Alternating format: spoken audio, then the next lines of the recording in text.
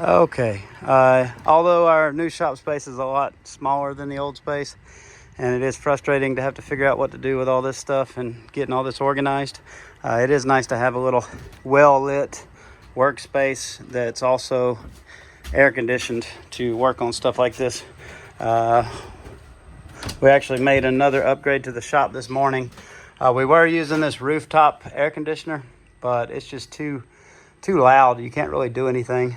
And also, it's not, it doesn't have a thermostat, so you can't leave it on all the time, so it can kind of dehumidify the space. So I did order a Sinville mini split on Amazon. Got really good reviews from several people. I think it was only like 600, maybe less than 700 bucks for this size, and it's heating and cooling. And I paid another 800 and so to get it installed because you could do it yourself, but I didn't want to fool with it and risk messing something up.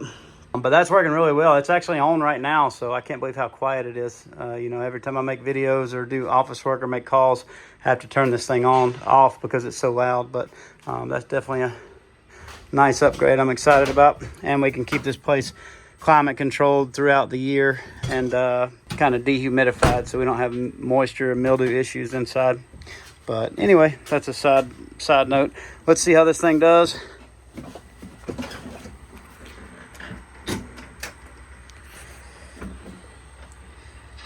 All right, so we're reading there.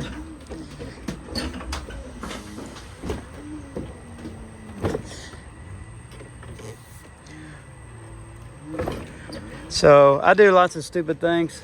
One of them, when I was here the other day starting this project, I had to get another part, which is why I couldn't finish that day.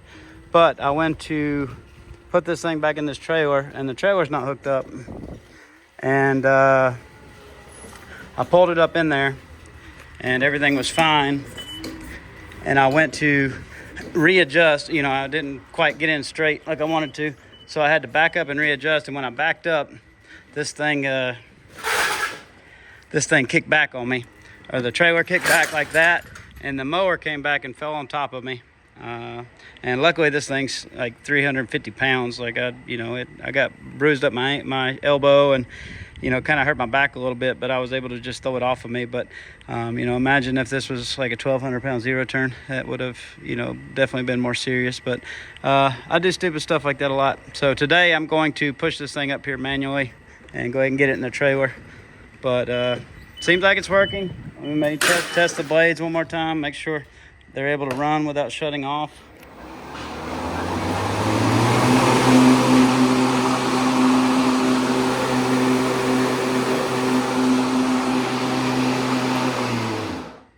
Sounds good. All right, perfect. I think we're working. I think we're in business. The guys are going to be happy to have this thing last more than a few yards. It should be able to get them through the whole day. I'm going to go ahead and strap it onto the trailer, set up the charger, and get this thing charged to 100%.